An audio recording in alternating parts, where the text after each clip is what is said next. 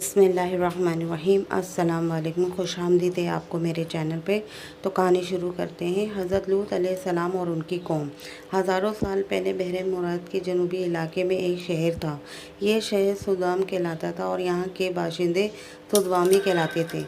پرلے درجے کے بدکار، بے ایمان اور بڑے ہی ظالم لوگ تھے۔ وہ ہر کمزور پر ظلم کرتے اور نوعمر غریب مسافر لڑکوں کو اپنا غلام بنا لیتے، اور ان کی ہدایت کے لیے اللہ تعالیٰ نے حضرت لوط کو اپنا رسول چنا۔ اور حضرت لوط علیہ السلام حضرت ابراہیم علیہ السلام کے بھتیجے تھے۔ حضرت لوط انہیں سیدھا راستہ سمجھانے کی کوشش کرتے، لیکن وہ آپس میں یہی کہتے کہ کیوں نہ ان اور ان کے گھر والوں کو اس شہر سے نکال دیا جائے۔ اسی طرح کافی عرصہ گزر گیا۔ جب وہ لوگ ظلم سے باز نہ آئے تو اللہ تعالیٰ نے عذاب کے لیے فرشتے حضرت لوط کے پاس بھیجے۔ یہ فرشتے شام کے وقت نوعمر لڑکوں کی شکل میں حضرت لوط کے گھر پہنچے۔ انہیں دیکھ کر حضرت لوط سمجھے کوئی مہمان یا مسافر ہے۔ انہوں نے سوچا کہ کہیں سودامیوں کو ظالم لوگوں کو ان کے آنے کا پتہ نہ چل جائے۔ وہ جانتے تھے کہ وہ ظالم لوگ ان لڑکوں کو زبردستی اپنا غلام بنا لیں گے، درپے ہو جائیں گے۔ ان کی بیوی غدار عورت تھی۔ وہ ان لڑکوں کے بارے میں سودامیوں کو بتا آئی۔ فوری ہی وہ ظالم لوگ آ گئے اور کہا کہ لڑکے ہمارے حوالے کر دیں۔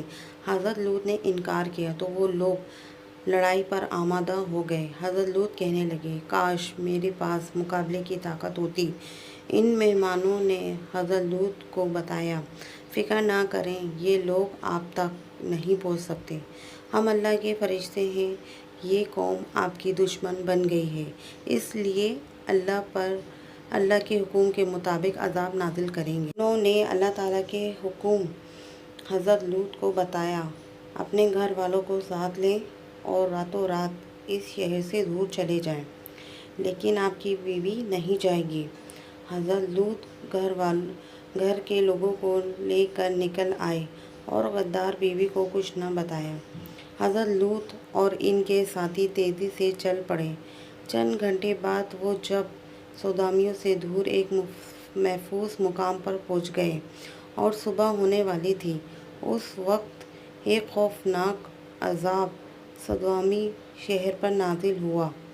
یہ ایسا ڈراؤنی چنگاری تھی جیسے کوئی آتش فشاں پھٹ پڑا ہو۔ زلزلے نے ساری زمین کو الٹ دیا۔ اس کے ساتھ ہی پتھروں کی بارش بھی ہوئی۔ سارا عذاب اتنا اچانک آیا، ان نافرمان ظالموں کو بچ کر نکل کے بھاگنے کی مہلت ہی نہ مل سکی اور وہ مارے گئے، اور ان میں سے حضرت لوط کی غدار بیوی بھی ہلاک ہو۔ حضرت لوط علیہ السلام اور ان کا خاندان حفاظت میں رہا۔ اور آپ کو یہ میری ویڈیو کیسی لگی مجھے کمنٹس کر کے ضرور بتائے گا۔ میرے چینل کو پلیز سبسکرائب